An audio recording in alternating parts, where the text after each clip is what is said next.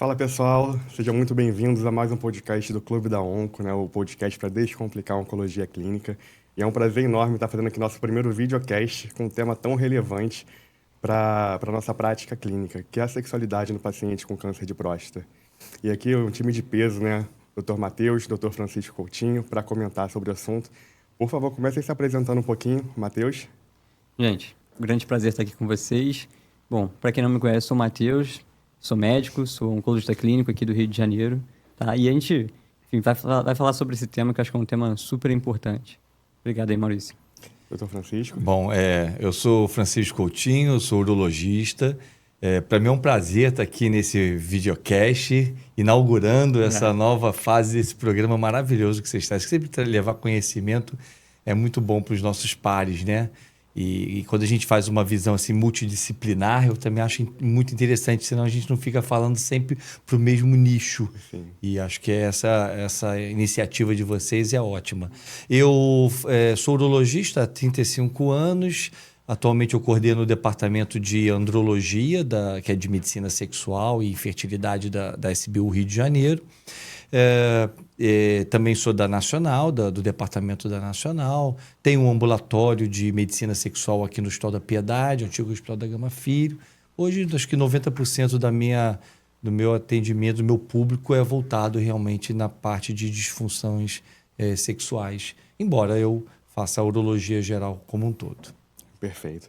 E a gente sabe que é um tema muito relevante, né? Que a gente aborda, deveria abordar talvez até um pouco mais na nossa prática clínica, mas que muda completamente a vida do nosso paciente. Então, comenta para a gente um pouquinho por que a gente fala tão pouco sobre isso nas consultas, por que a gente não tem essa abordagem desde o início da nossa primeira consulta, o que são os entraves, assim, na gente conversar mais sobre sexualidade para a gente tentar ajudar nosso paciente.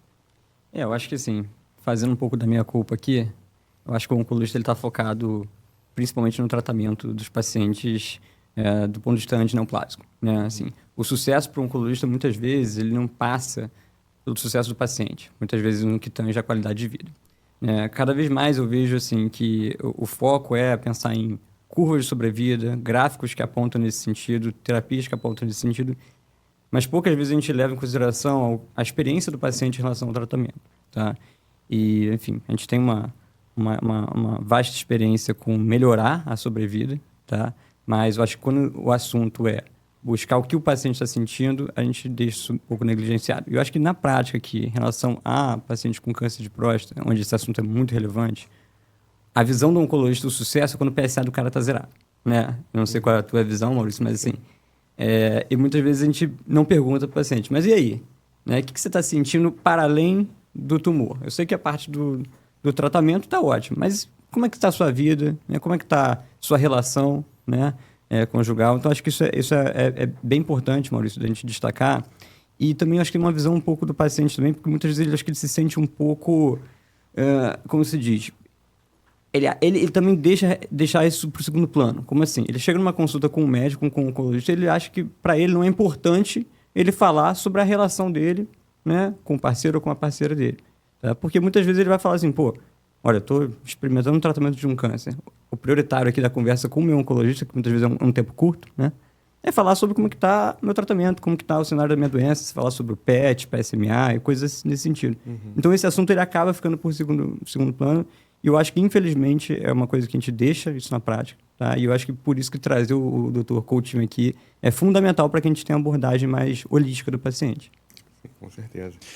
Eu vou complementar, pegar um gancho aqui, que eu acho que é a opinião que eu tenho sobre essa situação. Eu acho que o oncologista, que por sinal talvez seja a pessoa mais preparada para ter uma abordagem, porque o oncologista é um clínico, diferente do cirurgião. A personalidade do cirurgião, às vezes, ela é mais fria, ela é mais direta, ele é mais um trabalho mais técnico. E o oncologista é um clínico, e acaba sendo aquele clínico que acompanha o paciente.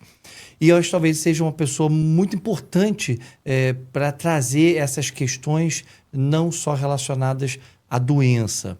Mas o que falta ao oncologista clínico, para meu ver, é conhecimento. Por isso eu acho importante a gente estar aqui falando nisso. Porque às vezes ele não aprofunda num determinado assunto porque o conhecimento que ele tem sobre aquele assunto é superficial. Então ele não tem condições de aprofundar e, às vezes, de ofertar tratamentos ou até questionar, olha, existe tratamento. Se o seu cirurgião não propôs, você tem que abordar. Então, acho que essa é em relação ao oncologista. Tanto o oncologista quanto o cirurgião oncológico tem essa visão do câncer, mas eu acho que é algo que a gente tem que desconstruir. Porque não é um câncer, é uma pessoa com um câncer. E toda o que existe no redor daquela pessoa. Ele pode ser um homem de 80 anos, sem nenhuma questão com a sexualidade, sem querer provocar aqui um etarismo, né? Eu tenho um paciente de 80 anos que namora e muito. Está muito bem, né? Mas está muito bem. Mas você tem que ver o contexto. Um cara de 50 anos, 50 e poucos anos, com a minha idade, com uma parceira mais jovem. Então, acho que é isso. Do ponto de vista dos urologistas, é aí que eu acho que é um problema sério. O que acontece hoje? Tem dois tipos de urologista. Tem um urologista que faz o diagnóstico, mas não opera pelas técnicas atualmente mais propostas, que é a técnica robótica. Todo mundo quer ouvir falar, quer saber que quer fazer pela robótica. Quem pode, faz pela robótica, que tem uma recuperação muito melhor. Depois a gente pode falar mais sobre isso. Então, ou ele encaminha para um colega que faz, e aí esse paciente fica meio sem ninguém. Porque tem um urologista dele que acompanha ele há 10 anos, mas na hora de operar ele procurou um outro, aí depois nem sempre ele volta para o urologista, o outro também ele não tem vínculo nenhum com esse paciente meio fica perdido. Isso é uma impressão que eu tenho. Fica meio perdido ali. Ou o paciente vai para o oncologista já cirúrgico, já acompanha, e ele que é o médico que acompanha, mas aí que tem um grande problema, que às vezes a ideia da cirurgia robótica é vendida, talvez não de forma errônea, mas ela é vendida como assim, é a cirurgia que vai resolver os seus problemas e você não vai ter intercorrências. E aí, quando o paciente retorna, assumir que ele que teve sequelas, sim, mesmo com a técnica robótica, às vezes é difícil para o cirurgião. Então, ele vai... E muitos também carecem de conhecimento de técnicas intermediárias, que a gente vai falar aqui, para oferecer ao paciente. Então, ele vai segurando aquele paciente e não vai tocando no assunto, aquele assunto fica ali. Eu não falo, tá melhorando? Ah, tô. Às vezes é uma turgência que o cara tem, e não é uma ereção propriamente. Então, acho que é uma falha em todos os planos. Eu acho que assim, pelo amor de Deus, mas eu acho que isso é interessante que você falou, porque realmente quando você vai participar de congresso, você vê que assim, a maior parte dos oncologistas, pelo menos na minha prática, vai estar ali ligado qual é a molécula nova que está tratando para ganhar, sei lá, às vezes um ganho pequeno sobrevida do paciente, sei lá, 10 dias, 20 dias. E você vai atribuir aquilo como importante. Mas tem outras palestras que acontecem no congresso que é isso. Sexualidade. É quando você olha lá, cara, vazio. Parece aquele filme de deserto, passa até aquela bolinha ali. Assim, vazio. Assim, poucas pessoas, de fato, se interessam por isso. Então, acho que tange no que você falou. O conhecimento técnico, ele fica mais raso. E quando você não tem domínio sobre aquele assunto, acho que o médico também, né, que está sempre acostumado com aquela postura de tipo, cara, eu sei tudo, né? Quando ele toca no assunto que ele não tem domínio, ele evita. Exatamente. E aí, nessa questão de você evitar, você deixa de oferecer para o paciente, talvez o que possa ser melhor, né? E eu acho que isso é importante para a gente conversar aqui. Isso que o Coutinho falou também é muito interessante em relação, às vezes, a demora para começar algum tipo de tratamento, uma atenção especial a essa disfunção sexual. A gente sabe que isso impacta muito na recuperação também, que a gente vai falar um pouco mais na frente. E outro dado muito interessante, que tem alguns estudos retrospectivos americanos que falam sobre quanto isso é abordado nas consultas médicas. Os oncologistas abordam cerca de 20% das vezes. E os urologistas, cerca de 33%, 34%. Então, assim, eles têm uma conversa mais direcionada a isso do que a gente, oncologista, mas ainda assim é muito pouco, né? A gente tinha que discutir isso de forma muito mais ampla. Esse assunto de sexualidade, tem a professora Carmita Hábito, que é uma das maiores pesquisadoras de comportamento sexual do brasileiro, é uma médica psiquiatra de São Paulo. Ela tem um estudo que é muito interessante, que ela pergunta assim, se o seu médico abordou, isso em questão não oncológica, em câncer, sobre sexo. Se o médico abordou sobre a sua sexualidade e 2/3 dos pacientes falaram que não, apenas 1/3 falou que sim. E aí, para esses 2 terços, pensou assim, você gostaria que ele tivesse abordado? 80% disseram que gostariam. Então, essa necessidade de você perguntar como é que é o seu hábito, como é que é o seu hábito sexual. E até nisso, a gente tem que ter cuidado na hora de abordar. Exato. Porque se você perguntar assim, tá tudo bem?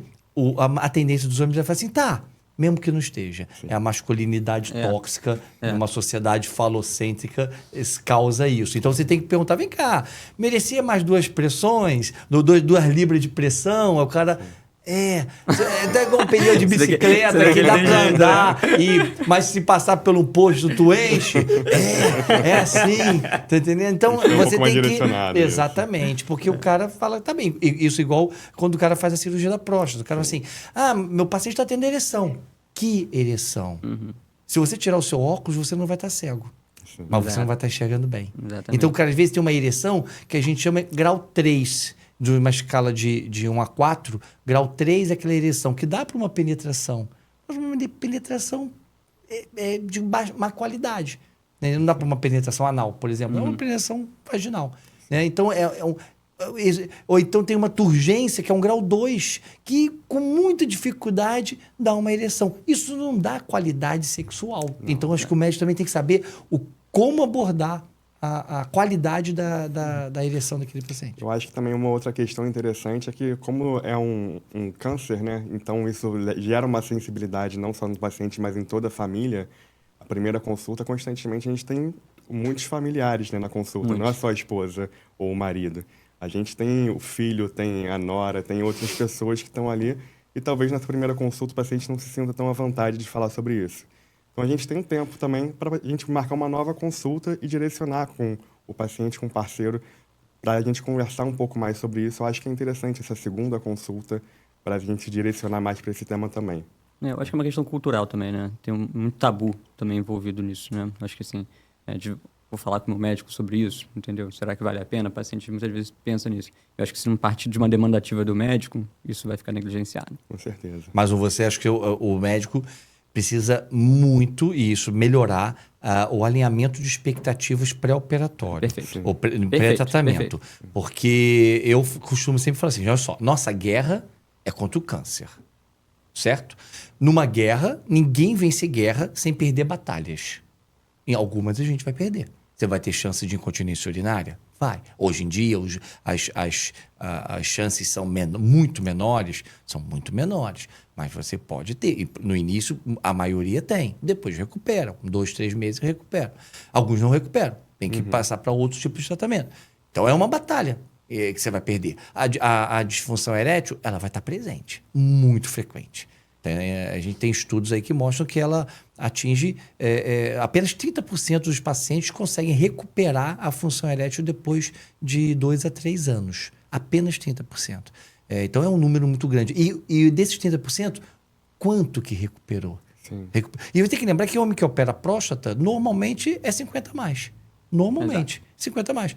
Você já tem estudos que mostravam que acima dos 40, 50% dos homens têm algum grau de disfunção erétil, homens gerais, de um modo geral. Então você tem que lembrar que esse paciente tem o problema da doença, da cirurgia, do tratamento, ou da radioterapia, ou da cirurgia, e ele também vai ter os outros problemas da diabetes, da hipertensão, da idade, do envelhecimento do corpo. Então acho que você tem que alinhar bem isso aí, dizer, você vem, mas nós temos alternativas. Então você fala para ele, você pode perder aqui, mas eu tenho a alternativa de um esfíncter artificial para incontinência, eu tenho a alternativa da terapia injetável, da prótese para disfunção erétil. Então, acho que esse alinhamento é importante. Bacana. Aproveitando, então, o gancho que você puxou, vamos falar um pouco mais sobre os tratamentos oncológicos e o impacto disso na sexualidade, né? O Coutinho, fala pra gente um pouquinho sobre as diferenças entre cirurgia robótica, radioterapia, como que a gente tem, quais são os índices de disfunção sexual em cada uma dessas terapias e se isso impacta de alguma forma como você vai pensar no tratamento posteriormente. Na verdade, assim, tenta ainda comparar cirurgias retropúbicas, cirurgias robóticas, laparoscópicas e robóticas. Até hoje, a gente não teve uma evidência robusta de que há uma grande recuperação, uma grande vantagem da cirurgia robótica. É claro que a cirurgia robótica tem uma vantagem sobre sangramento, sobre tempo de hospitalização, tempo de cirurgia. Você tem uma maior facilidade de preservação do feixe neurovascular. Então, isso é importante, mas isso não é uma regra. Mesmo com técnicas robóticas, você tem incidência. Tem um estudo do Mulhall, que é um dos maiores pesquisadores de Nova York, da Universidade do Hospital de Câncer, e ele mostra que mesmo em pacientes que foram submetidos por cirurgiões experientes, aí considera com mais de 100 cirurgias robóticas, você tem apenas de 20% a 30% de recuperação da função erétil. A radioterapia, diferente do que as pessoas acham que não afeta, ela afeta. A radioterapia ela não costuma afetar no início. Ela vai afetando depois. Igual a cistite actínica, as complicações da radioterapia, elas vão vir depois. Sim. Então, isso aí também a gente tem que conversar. Eu acho que função erétil não determina para onde que vai o tratamento. Ela pode determinar por outras razões. Risco cardiovascular para uma cirurgia, expectativa de vida, radioterapia, não tem uma expectativa tão grande, faz uma radioterapia só. Então, isso pode. Mas em termos de recuperação de função erétil e tudo mais, não vejo diferença de ambos. Similar. Em relação à hormonioterapia, Matheus, como é que você vê esse assunto? Isso é bacana também de tocar, porque quando a gente fala de hormonioterapia para o tratamento dos pacientes com câncer de próstata, vai depender um pouquinho do cenário dele, mas na maior parte das vezes a gente vai estar bloqueando o eixo que a gente chama de LH-RH. Né? Isso, em última análise, vai levar a uma queda da testosterona e você vai ter, enfim, algumas coisas relacionadas a isso, né? Como, por exemplo, a queda da libido, enfim, e também o impacto na questão da ereção, dentre outros efeitos colaterais que surgem, tá? Então, por exemplo, mudança da parte corporal, ginecomastia, fogacho, alterações do humor, então, assim, é uma série de para-efeitos.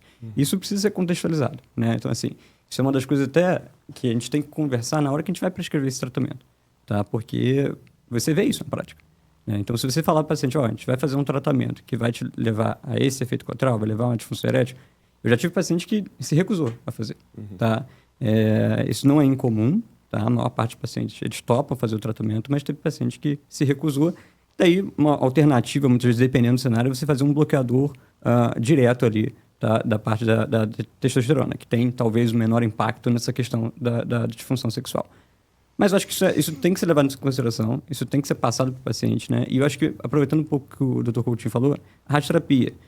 Muitos pacientes já ouviram também isso. Eu não quero operar, eu prefiro fazer radioterapia porque vai ter um menor impacto na minha questão sexual. Ler engano.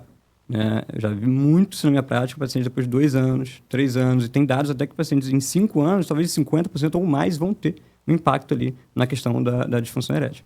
Então, isso é uma coisa também que precisa ser trabalhada. E eu acho que se você comentar isso com o paciente desde o início, ou seja, upfront, né? Olha, o tratamento é esse, né? São esses potenciais efeitos colaterais. E como que a gente vai lidar com isso, eu acho que é fundamental. O que eu vejo que muitas vezes na prática aqui, a maior parte dos profissionais acabam não tocando nesse assunto.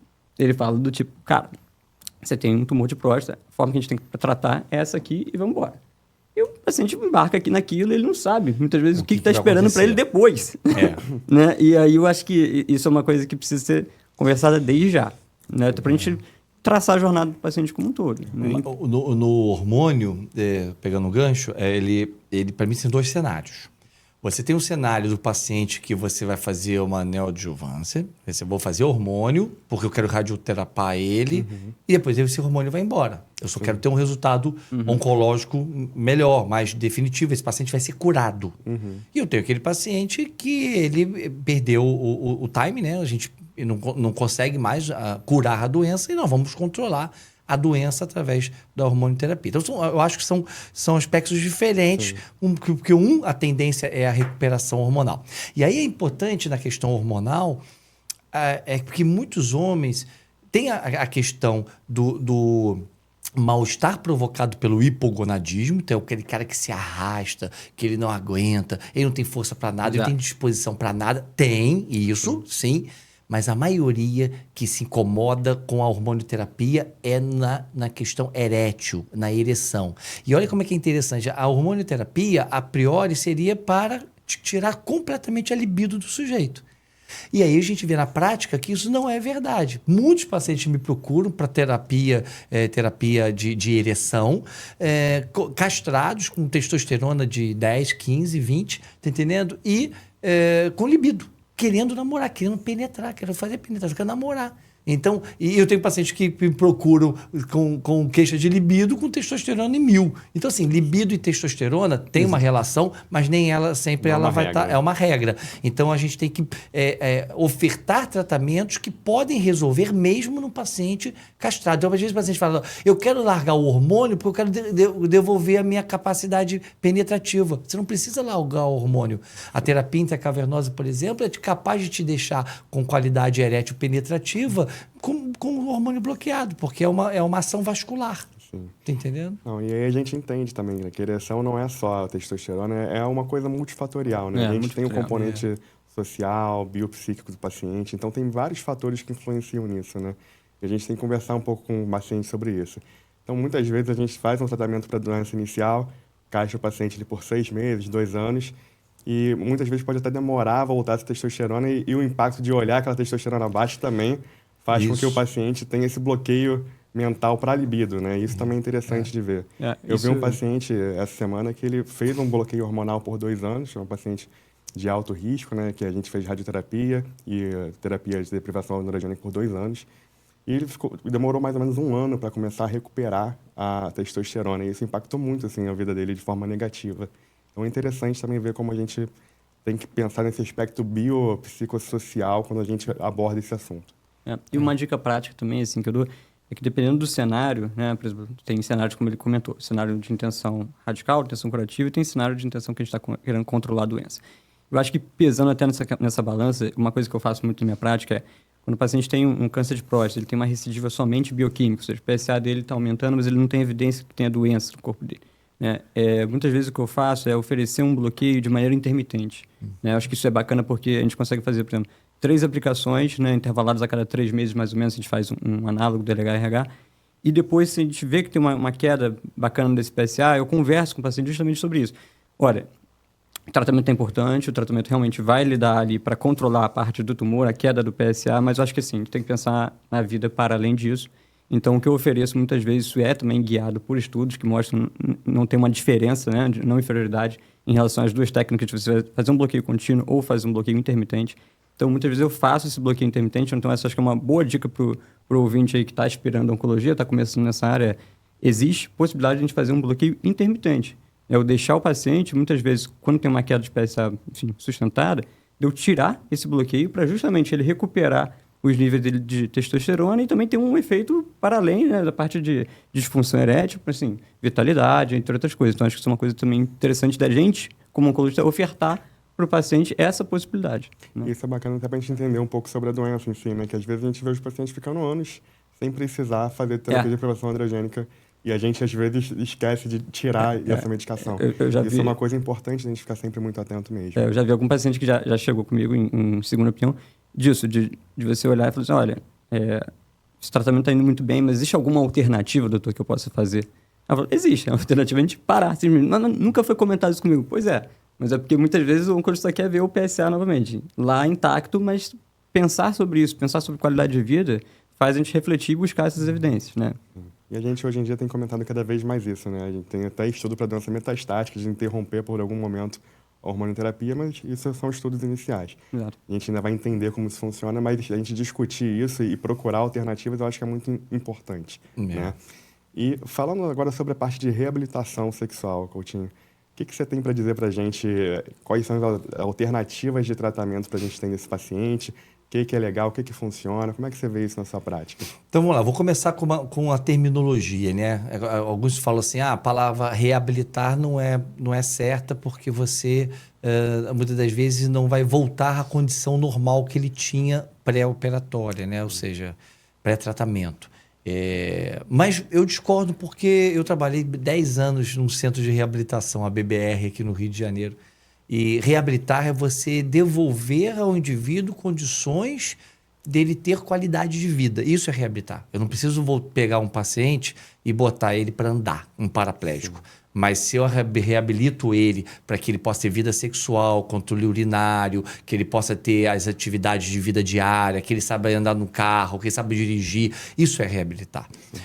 Então, e outra coisa, a reabilitação, as pessoas pensam, aquele indivíduo paraplégico, ele reabilita porque ele vai voltar a andar. Não necessariamente, mas eu preciso reabilitar para preservar o órgão. Eu tenho um problema funcional. Isso por isso que eu estou dando essa comparação com a prostatectomia radical, porque a causa é a mesma, é neurológica. Então, quando você faz a cirurgia radical e você tem a lesão neurológica, que é o que ocorre, ela pode ser temporária ou definitiva, aquilo ali é um nervo que... Mas o tecido peniano é íntegro. Então, quando você faz a reabilitação peniana, o intuito é você preservar o tecido peniano. Após a cirurgia da próstata, na primeira semana já começa a entrar um processo que a gente chama de remodelação do tecido peniano, que é a hipóxia, a diminuição da oxigenação peniana começa a causar alterações estruturais no pênis. Então, reabilitar o mais precoce possível é extremamente importante e as pessoas esquecem. Então, o paciente fez a cirurgia, passou um mês de cirurgia, um mês e meio, inicia processo de reabilitação, que eu vou mostrar para vocês, mas é basicamente vacoterapia para poder estender esse corpo cavernoso, encher os corpos cavernosos com sangue e a terapia intracavernosa, que são os melhores tratamentos. Por que isso? A medicação oral tem baixíssima resposta na reabilitação peniana. Na verdade, não tem nenhum estudo que demonstre que a medicação oral é capaz de devolver a qualidade erétil do indivíduo. Tem um estudo usando 100 miligramas diários de sildenafila, do Viagra. Os pacientes relataram alguma melhora do grau de ereção, numa dosagem extremamente elevada e absurda. Então, não tem. E aí é um grande problema. Eu dei uma palestra no congresso da Uro-Onco, aqui, da Onco Rio, que a minha imagem inicial era a Tadalafila, dizendo: a Tadalafila ajuda ou atrapalha? Eu acho que hoje ela mais atrapalha do que ajuda, porque o médico passa aquela receita de bolo, toma Tadalafila 5 miligramas por dia, no dia que for ter relação toma 20, toma Viagra e daqui a pouco recupera. Tem até 2 anos para recuperar. Não vai recuperar. Dessa maneira não vai recuperar, pelo contrário, esse cara vai desenvolver outras alterações. Isso até um oncologista fala de vez em quando, né? O oncologista às vezes tenta se meter nesse assunto e sai essas burradas. Assim. Não, mas não é, mas é o conhecimento, porque muitos urologistas, da mesma maneira que nós temos subdivisões, na urologia também. Então, um cirurgião urológico, ele não tem o conhecimento, a sensibilidade de ver a questão da sexualidade do paciente. É como eu, por exemplo, que já operei muita próstata aberta e etc., já fiz muito diagnóstico. Hoje eu não tenho o conhecimento de oferecer o que pode ser de melhor para o meu paciente. Então, eu proponho que ele procure um outro colega. Eu acho que é isso que às vezes está faltando.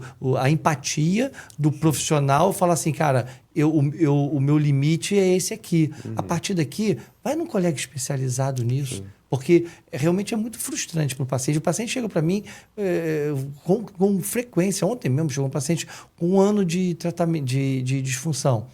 Doutor, meu médico encaminhou. Quando é que eu deveria ter vindo? 8 meses atrás, tá entendendo? 10 meses atrás. Quer dizer, tem que ter vindo 2 meses depois da sua coisa. O cara passou 1 ano com dificuldade de ereção. Então, assim, eu acho que isso é importante a gente ter. Medicação oral para reabilitação peniana é péssimo. E tem um racional. Toda nossa ereção ela é mediada pelo sistema nervoso autônomo. A ereção, tanto a ereção reflexa quanto a ereção psicogênica. E isso aí depende do start inicial neurológico. É a terminação nervosa que vai levar aquela cascata de eventos, liberação de óxido nítrico, conversão do GMP em GMP cíclico, relaxamento dos sinusoides e ereção peniana. Sim. Mas se o start inicial não existe, A medicação, ela só é facilitadora. Ela vai entrar depois dessas cascata. Por isso que o camarada, quando toma um comprimido, ele não tem uma resposta, porque o nervo não está dando o comando inicial. Sim. Entendeu? Eu acho que a gente também tem um outro lado nessa questão, né, que é a questão clínica. Muitas vezes são pacientes mais idosos que fazem uso de outras medicações e isso também pode interagir até mesmo com o nosso tratamento, né? A gente pode fazer algumas medicações que também podem ter interações medicamentosas importantes. Como é que você vê isso na sua prática, Matheus? Eu acho que é muito interessante que ele tocou, porque, assim, na prática mesmo, o que eu vejo, a maior parte dos oncologistas, quando vão tocar nesse assunto, é isso. O cara vai botar uma tadalafila, 20 mg, vai botar para o paciente e toma.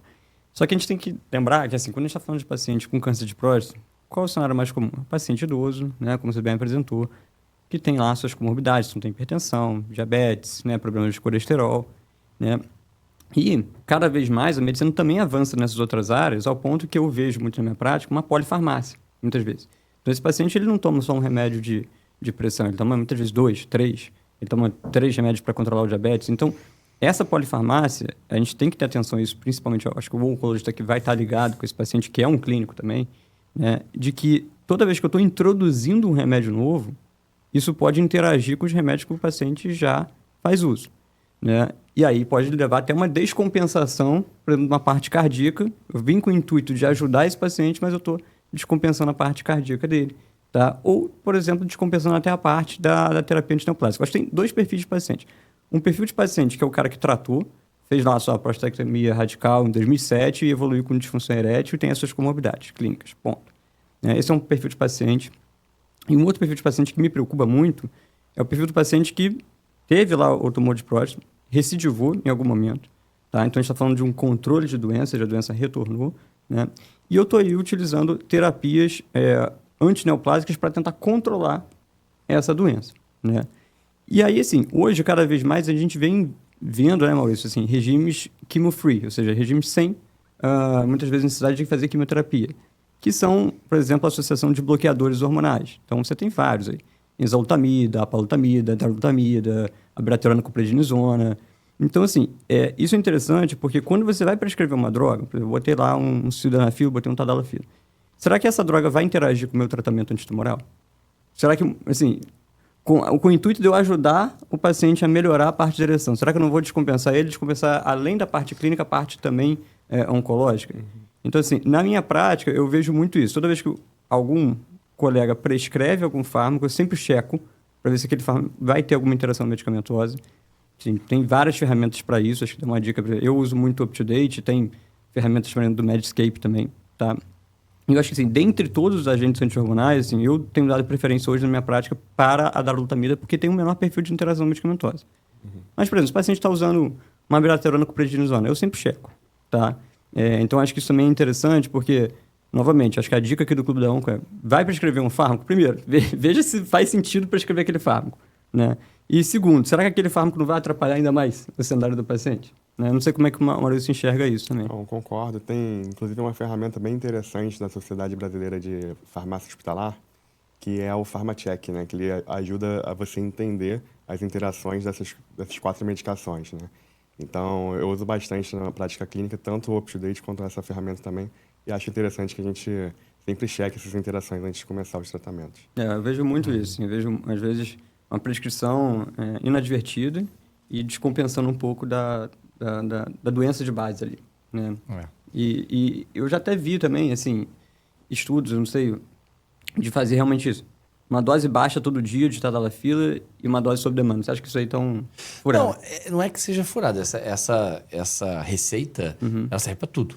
Serve para lá, serve para mim, serve para você, serve para você, serve para todo mundo. Tadalafila é tão bom, ninguém duvida disso. Deveria ser colocada na água. Entendeu? Porque daqui a dar uma dose de tadalafila. Tô até com medo de tomar essa água aqui. A tadalafila vai inclusive melhora sintomas miccionais, né? A tadalafila, isso já está em guideline, como indicação para uso, inclusive, do LUTS, né? De sintomas do trato urinário inferior. É um protetor endotelial. Eu acho assim, tadalafila é excelente. Obviamente existe um abuso, isso aqui não é o tema daqui, mas há um abuso de uso de tadalafila por jovens. Demais. É um problema, mas é uma medicação boa. A questão é que prostatectomia radical. No câncer de próstata, a resposta com tadalafila e sildenafila é fraca, exatamente pelo que o mecanismo que eu falei. Você não tem, como se é uma droga facilitadora, você tem baixíssima resposta com essa medicação, baixíssima resposta. Vão ter pacientes que respondem? Vão ter. Então, por exemplo, na reabilitação, voltando aqui, como é que eu faço a reabilitação? Meu paciente, eu vou dar um exemplo com o meu paciente que eu acho que seria a conduta ideal, porque o restante vai chegando de acordo com a demanda. Meu paciente operou, eu não opero, aí eu mando para o colega operar, mas eu recupero, que o paciente é meu e essa parte quem vai fazer sou eu de controle dele. Então, o paciente voltou, eu pergunto ao cirurgião, quando é que eu posso manipular ele, como é que faz a cirurgia? Um mês e pouquinho, ele já sai do pós-operatório já tomando a tadalafila. Tá? Até já começa a tadalafila. E aí, ele com mais ou menos um mês e meio, eu coloco ele em regime de vacoterapia já. Eu posso mostrar depois para vocês como é que funciona a bomba de boa de vácuo. Precisa aprender isso aí.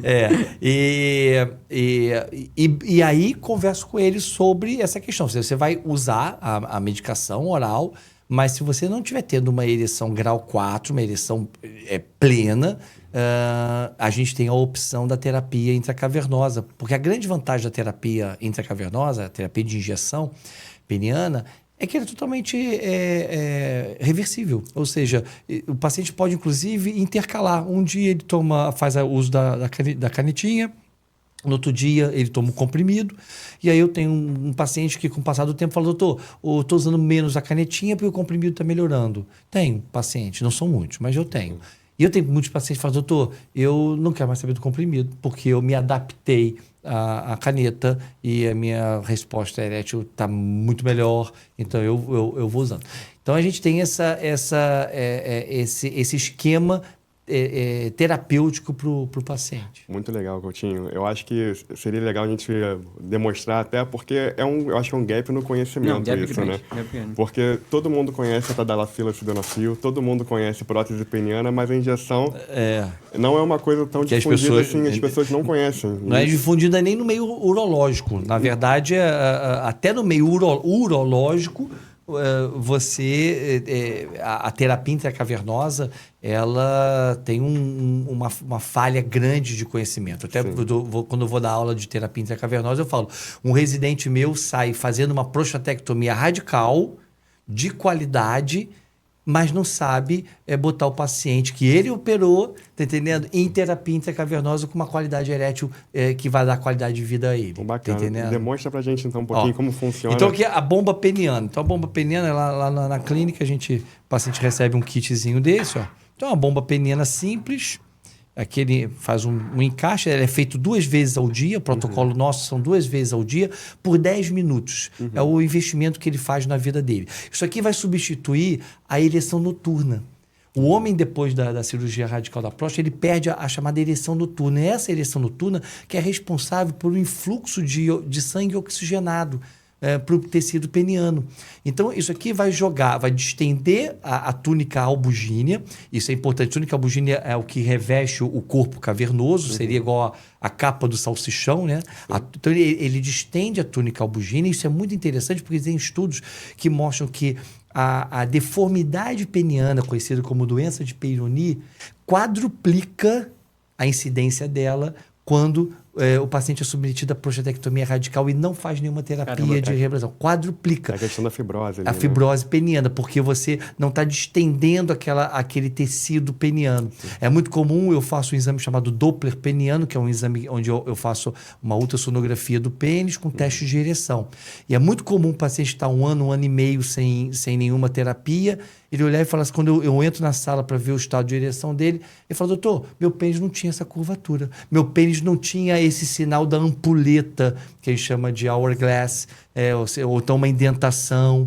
Então, meu pênis não tinha essa retração. Meu pênis não era tão fino na base ou tão fino na ponta. São deformidades irreversíveis. Então, a gente tem que ter mais esse cuidado. Então, como é que é feito aqui? Eu vou pegar aqui o nosso amigo aqui, o Denis. Tá entendendo? E aqui, ó, o paciente lubrifica o pênis, lubrifica aqui a bomba, né, o cilindro. E aí ele vai encostar aqui, ó, e vai sugando Ó, isso aqui vai sugando. Esse aqui tá muito apertado, ó, ele vai sugando isso aqui, ó. Então o pênis vai crescendo aqui dentro. Ele vai fazer isso, ou ele faz 5 minutos, descansa e faz mais 5 minutos, ou ele faz vai no limite dele, no limite, não é para doer, é no limite do desconforto. Quando ele sentiu que a partir dali vai ser desconfortável, ele para. E aí ele fica no limite por 1 minuto, e aí ele esvazia, tem uma válvula aqui que ele esvazia, puxa até mais ou menos aqui a glande e repete o procedimento 10 vezes de 1 minuto ou 2 vezes de 5 minutos. Então isso aqui não é para o indivíduo ter atividade sexual, isso é uma fisioterapia do pênis, né? Hoje tem os melhores resultados e inclusive nas diretrizes. A vacoterapia deve ser oferecida, isso tem grau de recomendação forte, oferecida aos pacientes logo após a retirada da sonda. E aqui eu vou mostrar para vocês, depois eu vou botar isso aqui para... É a primeira vez que eu vejo isso aqui. Muito bacana. É muito bacana ter esse conhecimento, né? E é muito simples isso. E a terapia intracavernosa, vou mostrar aqui para vocês. Esse aqui eu tenho muito orgulho. Eu tenho conflito de interesse, entendendo? De falar disso, mas eu sou crio demais. A terapia intracavernosa ela tem 40 anos. Então, há 40 anos, muito antes do Viagra, a gente já falava de terapia intracavernosa, que é injetar dentro do corpo cavernoso o medicamento que causa o relaxamento. Então, ele é diferente do comprimido.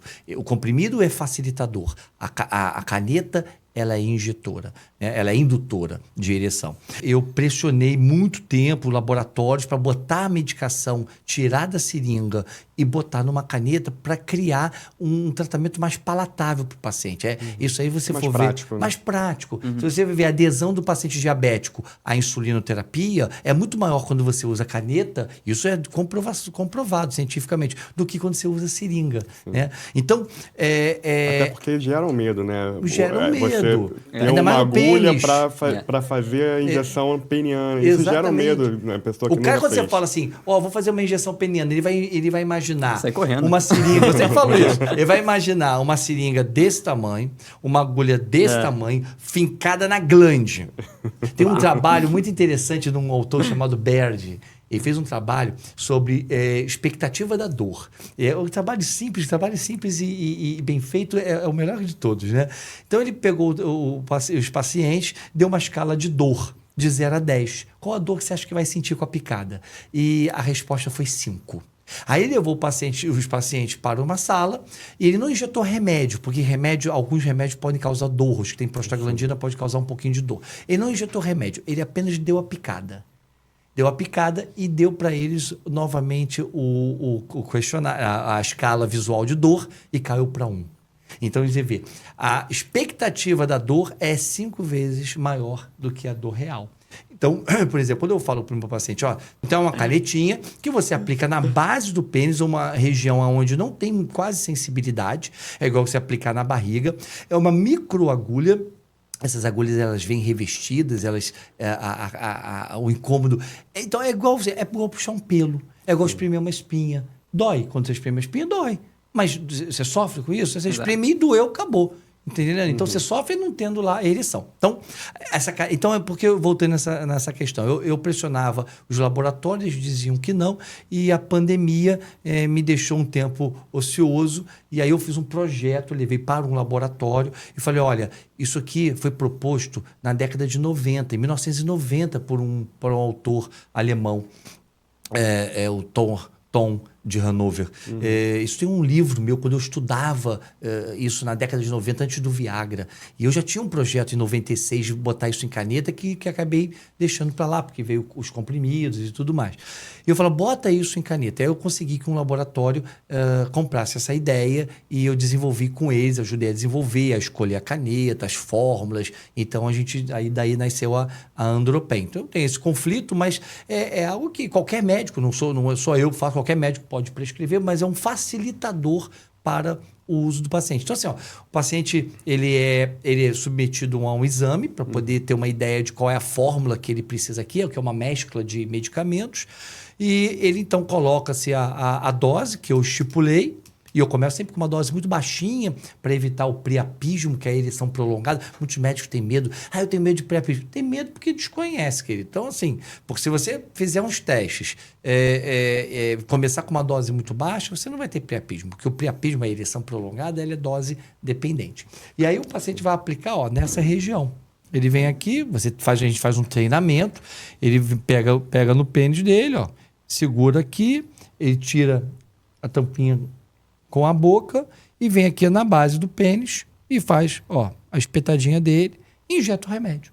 Em 1 a 2 minutos, o remédio começa a atuar e tem uma ereção maravilhosa. E eu digo mais, olha, para pós-prostatectomia radical, eu sempre pergunto ao paciente o seguinte: qual era a sua qualidade erétil antes da cirurgia? Se a qualidade erétil antes da cirurgia era boa e ele está vindo para mim com menos de 6 meses, eu vou dizer que ele vai responder isso em praticamente 100% dos casos. A taxa de resposta de terapia intracavernosa varia entre 80% e 90%.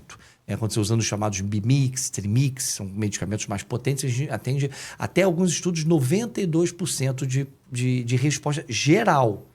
Agora, quando você pega uma população específica, um paciente psicogênico ou um paciente com um problema da cirurgia, o tecido peniano dele é bom. Então, quando eu injeto o remédio, o nervo e nada não faz diferença nenhuma, porque eu fiz a ligação direta. E é importante também disso ser bem orientado no consultório, né? Não é só prescrever a caneta e faz em casa, boa sorte, né? Isso tem que ser bem orientado.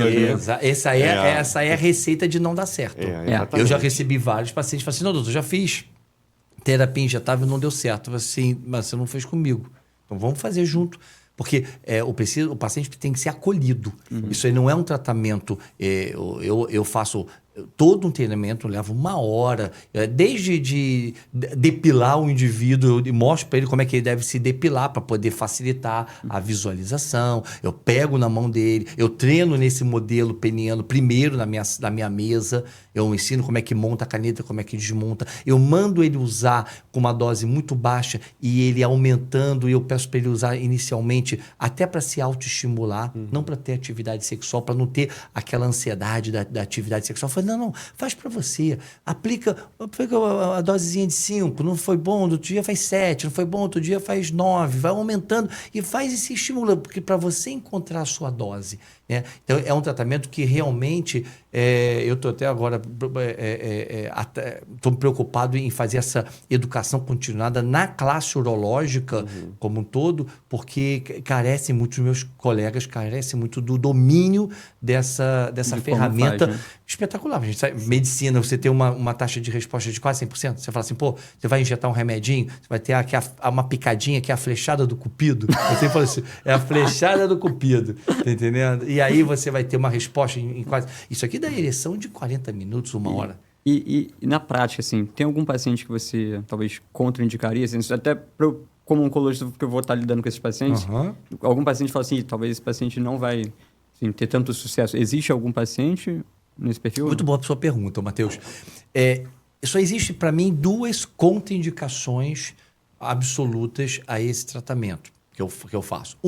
Um paciente com distúrbio psiquiátrico. Então, se eu não tenho confiança na seriedade daquele paciente, na capacidade que ele vai ter de uma intercorrência me chamar, de respeitar a minha progressão de doses, não vai fazer, não, eu acho que não deu certo, eu vou aplicar mais. Então, paciente irresponsável ou paciente com algum distúrbio psiquiátrico, eu contraindico, né? Não faço a terapia.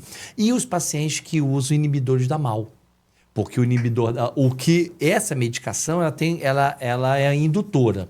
Se por acaso o paciente, é difícil da maneira como eu programo a terapia, mas se ele tiver uma ereção mais prolongada, e tem um antídoto, que é a fenilefrina ou a etilefrina, né? Então o próprio laboratório vende, não é em caneta, aí sim numa seringuinha. Mais padrão, né? Tradicional. E aí ele tem um frasquinho lá que ele aspira a dose e aplica um antídoto, que é excelente. Principalmente a fenilefrina, não tem nenhum efeito cardiovascular, excelente. Mas quem usa inibidor da MAO não pode, porque o cara pode ter uma hipertensão maligna. Então, é a única contraindicação. Talvez Acho que não é tão comum, né, a gente ver isso na prática, né? super, Mas, e aí o cara vai discutir se tem que se é imprescindível aquele tratamento. E talvez a anemia falciforme, aqueles pacientes que também é raro, que tenham já priapismos de repetição. E aí pode ser que até que eu faça, não seja uma contraindicação. E talvez eu tenha que fazer doses menores, talvez ele tenha que usar o antídoto com uma frequência maior, com cuidado maior. Mas não tem contraindicação assim. Então, bacana. E falando agora sobre prótese peniana, né? Os pacientes perguntam muito sobre isso, Muito. né? Então, fala pra gente um pouquinho como é que funciona, para quem que você indicaria isso, Dr. Coutinho? Então, olha, prótese peniana, a gente sempre definiu as três classes de tratamento. Tratamento oral, tratamento injetável local, prótese peniana. Os três módulos. Então, sempre foi assim, se você faz primeira linha, tem medicação oral. Não funcionou com a medicação oral, vai para a medicação injetável. Não funcionou com a injetável, vai para a prótese. As novas diretrizes, tanto da EUA, da Sociedade Americana de Urologia e da Associação Internacional de Medicina Sexual e europeia também, eles horizontalizaram. Então, eu falei, olha só, para o paciente com disfunção erétil, eu abro um leque de opções e falo para ele, o que você quer? Você quer medicação oral? Você quer injetável? Mas, na prática, a gente tem que seguir o bom senso. Eu não vou oferecer terapia intracavernosa com chance de priapismo, de uma nódulo, de uma fibrose peniana por aplicação mal feita, para um indivíduo que responde com comprimido. Então, eu vou começar primeiro comprimido. Como eu também não vou indicar uma prótese peniana, a priori, para um indivíduo que responde à terapia intracavernosa. Primeiro porque ele tem chance de recuperação. Ele tem 3 anos. Mesmo que ele não tenha mais chance de recuperação, o tecido erétil dele é bom. Eu não tenho por que destruir o tecido erétil ao colocar uma prótese peniana irreversível se ele responde a essa terapia intracavernosa. A não ser que ele não se adapte, se ele não conseguiu, realmente a gente dedicou ao treinamento, a convencê-lo, o que na prática muitos colegas não fazem. Falam, não, tem um tratamento aí que é uma injeção, ou você pode tratar isso aí de forma definitiva e botar uma prótese. Problema, né? Por quê? Porque esse profissional, a terapia injetável ele não domina, ele tem medo do priapismo, de ser chamado de madrugada para ir reverter o paciente, e ele não ganha nada. Justiça seja feita. Então ele fala, não, eu indico uma prótese peniana, que eu domino, coloco aquela prótese, o paciente vai ficar satisfeito. Realmente o índice de satisfação da prótese peniana é alto. Bom. Porém, tem uma questão. Você tem 1 a 3%, isso estatisticamente, de chance de infecção da prótese peniana e rejeição. 1 a 3%. Aí eu pergunto para vocês. 1 a 3% é uma taxa de complicação. É baixa? Depende. A consequência é catastrófica. Se a taxa de complicação for apenas um ponto que inflamou, um quidescência que eu tive que costurar novamente, qualquer outra situação, uma glande um pouquinho mais fria, são complicações que você contornáveis. Mas uma infecção da prótese peniana, a chance de você conseguir colocar uma segunda prótese é mínima. É cirurgia de uma vez só. Pode tentar, pode, mas se conseguir, vai ficar uma prótese mais ou menos, porque o tecido cavernoso ali cria uma fibrose depois que você tira a prótese e aguarda para colocar a nova. Então eu sempre falo o seguinte, se eu vou pegar um avião e o cara fala para mim, você tem 1 a 3% de chance de ter problema. Eu falo, qual o problema? Vou perder minha mala? Eu vou. Vai derrubar café? Eu vou. Vou mudar de aeroporto? Eu vou. Vai acabar a gasolina? Eu não vou. Porque acabar a gasolina, a consequência é catastrófica. Gravíssima, né? Então, eu acho que o paciente tem que ir para a prótese peniana quando as alternativas para ele acabaram. Ele não tem nada a perder. É a mesma coisa do avião, que o cara fala assim, tá bom, mas se o senhor não embarca, a máfia tá vindo aí te matar. Fala, também eu não embarco. Agora. Mesmo que só tenha 1% de chance de chegar lá, eu vou, porque eu não tenho nada a perder. Então, a mesma coisa com a prótese. Eu reservo para os meus pacientes a prótese peniana quando houve uma falha na terapia e por isso por outras comorbidades, que o cara é diabético, está muito tempo com disfunção erétil, mas aquele paciente pós-radical inicial, esse paciente eu considero hoje criminoso quase você colocar uma prótese peniana. Tá? Ver se a expectativa foi bem alinhada. Se esse cara, se você propôs a prótese ou se você falou, olha, tem a prótese, mas tem outros tratamentos que você pode buscar. Não, perfeito, Coutinho. E a gente falou um pouquinho sobre os tratamentos da parte biológica, né? desse paciente, mas a gente também tem um componente social e psíquico, né? E é importante nessa questão falar sobre o parceiro. Como é que vocês veem a atuação do parceiro dentro do tratamento do paciente que tem uma disfunção sexual por conta do câncer de próstata, Matheus? É, uma boa pergunta. Uma vez eu lidei com uma situação bem interessante que era... Cheguei na consulta, aquele olhar do oncologista, tipo, cara, tá tudo bem, a doença tá controlado, o PSA tá lá embaixo, a gente fez um PET, não tinha nada. Mas assim, aí logo veio a esposa e falou assim, mas eu queria te falar que esse tratamento acabou com meu marido, acabou com a minha relação. Eu falei, cara, ou seja, justamente muitas vezes a gente, então, novamente, negligencia qual é a expectativa que a gente está causando até mesmo na relação desse paciente, e aquilo me fez refletir do tipo, não, eu preciso entender que não é só a doença oncológica. Então, realmente, eu acho que tem um impacto muito grande, né? Vai depender um pouco do parceiro, né? Tem parceiro que é bem mais compreensível, né? Eu acho que, assim, isso é uma coisa, mas tem parceiro que é bem mais resistente a essa questão da disfunção erétil. Então, eu acho que sim, isso é um impacto grande que o paciente vai experimentar na relação. E, assim, eu acho que isso tem que ser conversado. Talvez o encaminhamento precoce já para algum profissional que trabalhe com isso, por exemplo, o Dr. Coutinho, acho que faz total sentido para ele conseguir abraçar essa adversidade, né? Para botar o paciente e o seu cônjuge numa perspectiva do que o paciente está enfrentando e como que a gente vai superar esses desafios e quais são as alternativas, justamente como ele está falando. Então, assim, tá com disfunção erétil, beleza, mas acho que a gente tem essa alternativa aqui, tem injeção, a gente pode fazer, vamos ver se isso melhora, né? Então, acho que isso é surpreendente, mas é uma coisa que acontece. Você também... Falar, oi, como é que você tá? Tá tudo bem? É como ele falou, tá tudo bem, então valeu, vida que segue, PSA tá ótimo, acabou a consulta. Mas acho que tem que abordar isso com detalhes. A gente tem que entrar eu acho o seguinte, trabalhar com sexualidade, primeira coisa, é não ter uma escuta acolhedora e não julgadora. Então, isso é fundamental. Depois você tem que conquistar do paciente a confiança para que você entre na esfera da vida sexual, na intimidade sexual dele. Porque você vai ter paciente que tem parafilias, que tem desejos que às vezes ele não divide com ninguém. Você tem que ver como que aquela parceria enxerga a vida sexual. Eu posso ter um paciente de 60 e poucos anos que a vida sexual para ele, ele tem um desejo hipoativo. Ele mesmo não tem desejo, então não é uma regra, porque todo homem tem que ter muito desejo. Tem homens que têm desejo pequeno.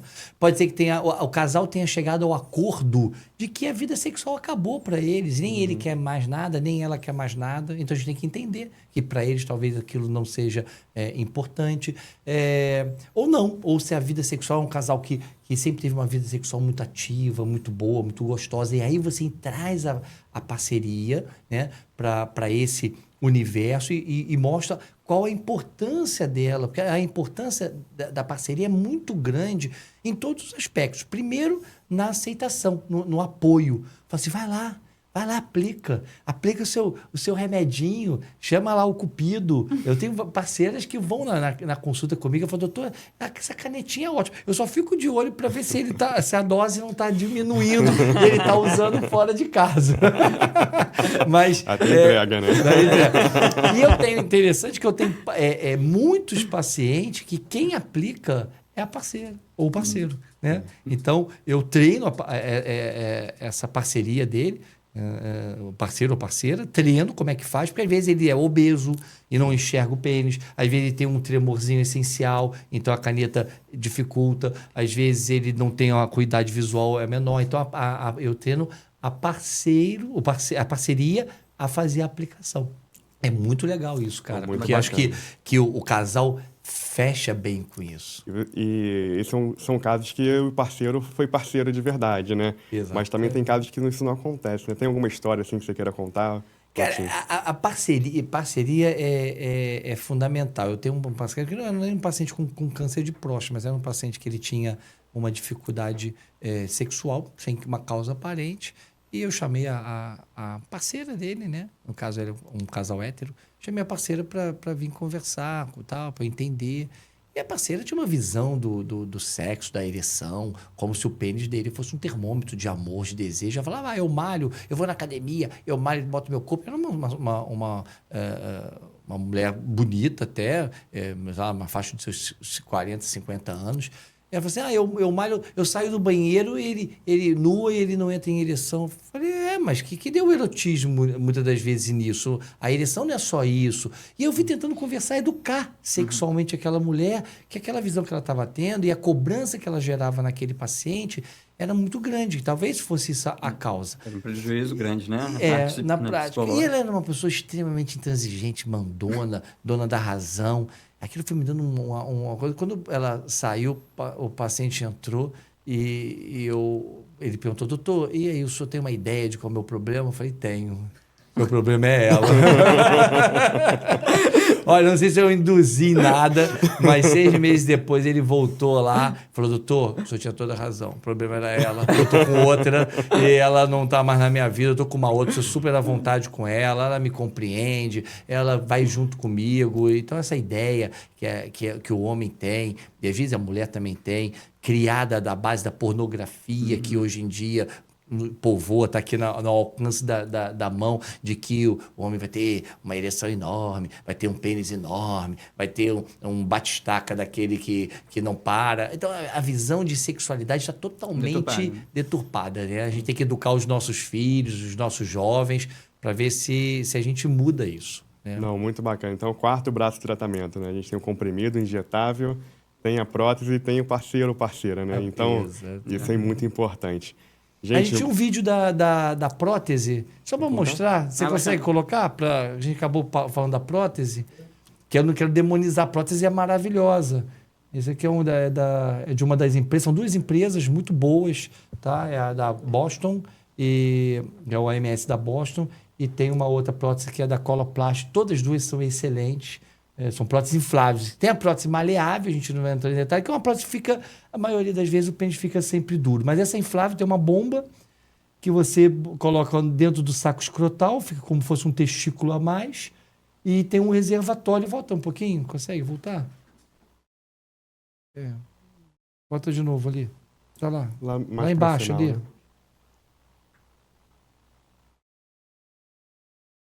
Conseguiu? É mais para o final, porque eu repeti o vídeo. Isso. Ó. Pronto, aqui, ó. Então, normalmente é feito aqui uma incisão que pode ser por essa região ou por aqui por baixo. Então, a gente coloca uma bomba. Dá uma pausa aí, por favor. A gente coloca uma bomba aqui no saco escrotal. A gente coloca um reservatório, que é esse aqui, ó, que fica ou ao lado da bexiga, e naqueles que fizeram cirurgia robótica transperineal, né? A robótica, você bota por baixo da musculatura. E aí, quando o paciente quer entrar em ereção, isso aqui normalmente fica vazio, né? O líquido fica todo aqui dentro. Quando ele bombeia, ele vai pegar esse líquido, vai jogar nos cilindros e o pênis vai entrar em ereção. Pode dar uma continuidade e ele vai, então, ó, entrando em ereção. Quando ele, pode parar, quando ele faz a atividade sexual, aqui tem um dispositivo, um botãozinho, ele aperta e esse botão devolve o líquido de novo para o reservatório. Então é uma prótese que o pênis tem uma ocultabilidade melhor, também alinhando expectativa. Sim. Se você pegar no pênis quem botou uma prótese mesmo inflável, você vai sentir que tem alguma coisa ali dentro. Mas assim, em termos de volume, de roupa, ela é menor. E também para fazer procedimentos urológicos, por exemplo, tem um tumorzinho na bexiga, eu preciso entrar com algum aparelho, a prótese inflável tem essa vantagem. Mas o problema é custo, custa aí mais ou menos R$60 mil a R$70 mil. Uma prótese dessa não é coberta por plano de saúde, o paciente tem que pagar a prótese. Já a prótese maleável, essa estrutura aqui, ó, dá uma pausa, por favor. Essa estrutura aqui, ela é rígida, é de silicone. Então, ele fica sempre duro, ele bota para o lado, bota para cima, bota uma cueca mais apertadinha, né?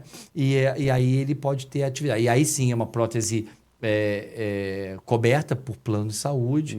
Então, é uma prótese bem interessante também. Então, assim, prótese é muito boa e a sensibilidade é a mesma, a sensibilidade na glande, a sensibilidade peniana. É igual a mulher que bota um silicone e fica com uma prótese com a mama bonita e tá ali. Ela vai ter a mesma sensação. Sim. É bem... muito bacana. Eu achei que o episódio foi muito esclarecedor, né? Eu aprendi muito aqui hoje. Queria agradecer tanto o Matheus quanto o Coutinho, quanto pela aula que a gente teve aqui hoje, porque realmente foi clareou um pouco o meu pensamento como as coisas funcionam e também como na prática a gente pode falar um pouco mais sobre esse assunto. Vocês querem deixar alguma mensagem final para quem está ouvindo, Matheus? Não, com certeza, eu acho que assim, primeiro ponto é a gente fazer a nossa meia-culpa como profissional, né, de que a gente precisa aprender mais sobre isso. Relação multidisciplinar, ela vem, a gente discute muito em oncologia, novamente, buscando o melhor benefício de sobrevida dos pacientes, com certeza, mas relação multidisciplinar é isso aqui, é essa troca com que a gente aprende também a lidar com as adversidades que o paciente sofre durante o tratamento oncológico. E essa troca é fundamental porque você hoje, vendo, por exemplo, um podcast desse aqui, você consegue entender que o seu paciente, ele tem caminhos, tem outras alternativas, né? Então, acho que deixar um pouco de lado essa visão engessada de que você precisa ter o domínio total do conhecimento, acho que, na verdade, é buscar ele, de certa forma, mais atualizado, discutir mais com colegas que tenham, assim, expertise nisso, né? E entender que é bem possível você ter um tratamento, né, direcionado para a doença e tá aí modulando como que a gente vai enfrentar esses eventos adversos. Eu acho que eu aprendi muito aqui. Gostaria de agradecer muito ao Dr. Coutinho, acho que é muito esclarecedor. A gente passa na cadeira de oncologia diretamente focado nos tratamentos, esquece muitas vezes sobre a discussão, né, de qualidade de vida, e trazer esse episódio aqui com um expert na área é fundamental. Então, assim, só queria deixar meu muito obrigado aí. Muito obrigado, Matheus e Maurício. Eu agradeço muito o espaço que vocês me deram nesse podcast maravilhoso que vocês têm, com uma audiência enorme. Acho que isso ajuda muito a levar conhecimento. A mensagem que eu também dou para os colegas talvez se resuma em uma única palavra: empatia. Tenha empatia pelo seu paciente. Coloque-se no lugar dele. Tá entendendo? O que eu buscaria? Se eu tivesse do outro lado, eu estaria preocupado com a minha ereção? Estaria. Então eu tenho que me preocupar, eu tenho que levantar essa bola, por mais espinhoso que esse assunto possa parecer.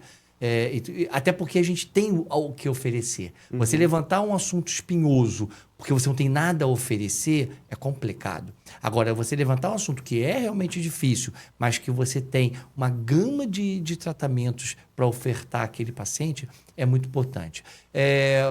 Eu espero que os colegas, eu tenho grandes colegas profissionais aqui do Rio de Janeiro, cirurgiões oncológicos, que entendem a limitação deles. Eu acho isso muito nobre. Tenho muita admiração por cara que entende a limitação dele e fala assim, não, eu sou cirurgião oncológico, eu tirei o seu câncer, eu vou acompanhar o seu PSA, eu sei tudo disso, mas quem reabilita você é o Coutinho. Você vai lá, ou o Coutinho, ou qualquer outro, mas encaminhar para um colega que possa dar àquele paciente o melhor do tratamento dele. Acho que cada um na sua área oferecendo, aqui é o meu limite, aqui é o meu limite. Então eu passo adiante, porque acho que você vai ter uma... Então eu espero que outros colegas entendam que ele não vai perder o paciente dele. Pelo contrário, todos os meus pacientes são agradecidos aos médicos deles que encaminharam para que o paciente pudesse vir fazer um processo de reabilitação de alto nível, de bom padrão. Muito legal. Então, agradeço a todos. Quem quiser me conhecer, eu não sou muito de rede social, sou meio ruim de rede social. Minha mulher que é boa. Eu estou precisando, toda vez eu me prometo, toda semana eu prometo que eu vou melhorar, mas eu tenho uma página também que é o Dr. Francisco Coutinho no Instagram. Então, quem quiser me acompanhar. Legal. Muito legal, gente. Muito obrigado. Espero que todos tenham gostado desse podcast, que para mim foi incrível. Então, se você gostou, curta a gente lá nas redes sociais, no Instagram Clube da Oncologia e no Spotify Clube da Onco, tá? Muito obrigado, tá? Valeu, gente. Um abraço, valeu. Um abraço. Muito bom.